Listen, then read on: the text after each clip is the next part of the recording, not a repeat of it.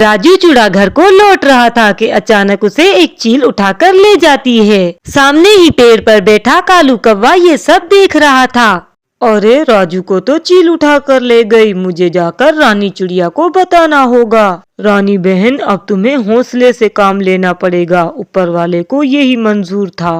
मगर कालू भैया, अब मेरा और मेरे बच्चों का क्या होगा? हम उनके बिना कैसे रहेंगे? मेरे बच्चे भी अभी बहुत छोटे हैं, मैं अकेले इनको कैसे पालूंगी? रानी बहन, अगर तुम्हें कोई भी काम हो तो अपने भाई कालू को बुला लेना। कालू, तुम्हें कौन सी जरूरत थी उस चिड़िया से इतनी हमदर्दी करने की? वो कौन सी तुम्हारी सगी लगती है? कल्लो, मुझे तो कोई हमदर्दी नहीं उस छोटी चिड़िया से। वो छोटी चिड़िया तो मुझे एक आंख नहीं भाती। मेरी नजर तो उसकी मिठाई की दुकान पर है जो उसका पति चलाया करता था। कालू जी, मगर वो आपको अपनी मिठाई की दुकान क्यों देगी? बात को समझने की कोशिश करो कल्लो। वो इसीलिए मुझे अपनी दुकान देगी कि उसके पति के सिवा अब उसका इस दुनिया में कोई नहीं, और उसके बच्चे भी अभी छोटे हैं, इसलिए वो अकेले अपना दुकान नहीं संभाल सकती। और सुनो, हमें उस छोटी चिड़िया के पास चलना होगा और उसे हमदर्दी का नाटक रचाना होगा ताकि वो हम पे भरोसा कर ले। वाह कालू जी, क्या शातिर दिमाग पाया है आपने। मैंने तो ये सब सोचा भी नहीं था। बस आप देखते जाना मैं कैसे उस छोटी चिड़िया से हमदर्दी की एक्टिंग करती हूँ। तुम देखना कल्लो, मैं कैसे उसकी दुकान को लूटता हूँ। और फिर उसके बाद वो दोनों रानी चिड़िया के पास पहुँच जाते हैं। रानी, मेरी बहन, बहुत अफसोस है हमें तुम्हारे पति का। मेरा तो बिल्कुल अपने सगे भाइयों की तरह था वो, और मेरा बहुत ख्याल रखता था। मैंने तो तुम्हें कभी भी पड़ोसी नहीं समझा, बल्कि अपनी सगी बहन समझा है। बस कल्लू बहन, शायद ऊपर वाले को यही मंजूर था, और सब पक्षी उसकी मर्जी के आगे क्या कर सकते हैं। रानी बहन, मैं तो इसीलिए तुम्हारे पास आया हूँ कि राजू भैया की दुकान बहुत दिनों से बंद पड़ी है, और अगर ऐसे ही चलता रहा तो तुम लोगों का बहुत नुकसान हो जाएगा। वो तो सब ठीक है कालू भैया, मगर मेरे बच्चे भी अभी बहुत छोटे हैं। मैं उन्हें अकेला छोड़कर दुकान को नहीं संभाल सकती। अरे रानी बहन, तुम फिक्र क्यों करती हो? ये तुम्हारा भाई कालू जो बैठा है, ये संभालेगा तुम्हारी दुकान। और हाँ, शुक्रिया अदा करने की कोई जरूरत नहीं, ये तो इसका फर्ज है। और आखिरकार वो दोनों शैतान कव्वे मासूम सी भोली भाली चिड़िया को अपनी बातों में फंसा ही लेते हैं। ठीक है कालू भैया, अगर ऐसा है तो आप ही मेरी दुकान को संभालें। और फिर अगले ही दिन कौवा सुबह सवेरे ही रानी चिड़िया की मिठाई की दुकान पर पहुंच जाता है। बोलो कबूतर, क्या चाहिए? लड्डू चाहिए या गुलाब जामुन?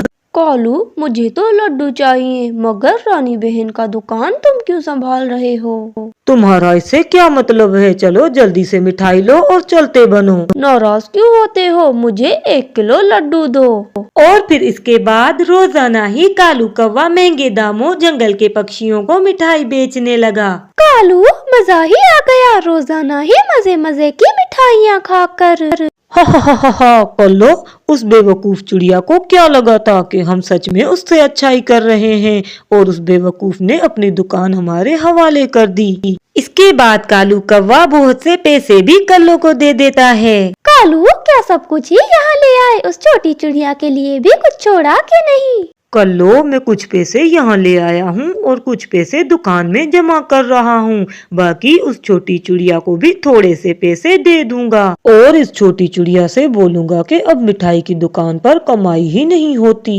फिर यूं ही कुछ अरसा गुजर जाता है, और एक दिन रानी चिड़िया दुकान पर आती है। कालू भैया, बहुत दिन हो गए हैं, आपने पैसे नहीं दिए।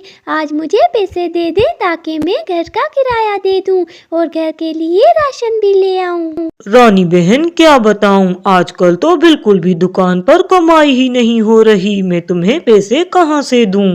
कालू भैया, जब मेरे पति दुकान चलाया करते थे तो खूब कमाई होती थी, और अब तो दुकान भी खाली हो चुकी है, मगर आप कह रहे हैं कि कमाई ही नहीं होती। रानी बहन, तुम ये क्या कह रही हो? क्या मैं खा गया हूँ सारी मिठाई और तुम्हारे पैसे भी? अगर ऐसी बात है तो कल से तुम अपना दुकान खुद ही संभालना। कालू भैया, कब से मेरे घर का राशन खत्म हो गया है और मुझे अभी किराया भी देना है। मैं ऐसे ना बोलूं तो कैसे बोलूं? इतना कहकर रानी चिड़िया वहाँ से चली जाती है। लगता है इस छोटी चिड़िया को मुझ पर शक हो गया है। मैं सुबह होते ही सारे पैसे निकाल कर दूसरे जंगल चला जाऊंगा और अब वैसे भी दुकान में कुछ बचा भी नहीं। परेशान होकर रानी चिड़िया नदी किनारे आकर बैठ जाती है तो वहाँ पर बंटी कबूतर भी आ जाता है। क्या बात है रानी बहन, तुम कुछ परेशान लग रही हो। और फिर रानी कबूतर को सारी बात बता देती है। रानी बहन, मुझे तो इस कालू पर पहले दिन से ही शक था। उसने तो खूब मिठाइयाँ बेची हैं, वो भी महंगे दामों। कबूतर भैया, मैंने तो बहुत बड़ी गलती कर दी कालू कौवे पर भरोसा कर कर। ऊपर वाला ही अब उससे पूछेगा। रानी बहन, ऐसे ही आंख बंद करके किसी पर भरोसा नहीं करना चाहिए और जो कालू कौवे ने किया है ऊपर वाला उसको उसके कर्मों की सजा जरूर देगा। अगली सुबह रानी चिड़िया अपनी दुकान की तरफ चली जाती है और अभी वो कुछ ही दूर आगे चली थी कि इसे एक खतरनाक सांप नजर आता है। वो उस सांप को देखकर डर जाती है और वहाँ से भागने लगती है, मगर सांप भी उसके पीछे पीछे आता है। उड़ते उड़ते वो अपनी मिठाई की दुकान में पहुँच जाती है। अच्छा हुआ कि बच गई, वरना आज वो सांप तो मुझे खा ही लेता। और इसके बाद वो खिड़की से बाहर देखने लगती है, मगर वो सांप उसे कहीं दिखाई नहीं देता। जल्दी से मैं अपने घर चली जाती हूँ, कहीं वो सांप दोबारा ना आ जाए।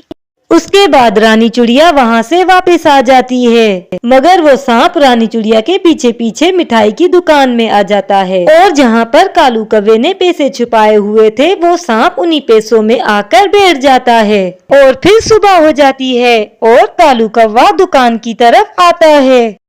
आज मैं दुकान के सारे पैसे लेकर ये जंगल छोड़कर चला जाऊंगा। और फिर कालू कौवा दराज में से पैसे निकाल रहा था कि अचानक ही वो सांप उसे काट लेता है। फिर वो सांप वहाँ से भाग जाता है और कालू कौवा वहाँ पर ही तड़पते तड़पते अपना दम दे देता है। यूं कालू कौवे को अपने कर्मों की सजा मिल जाती है।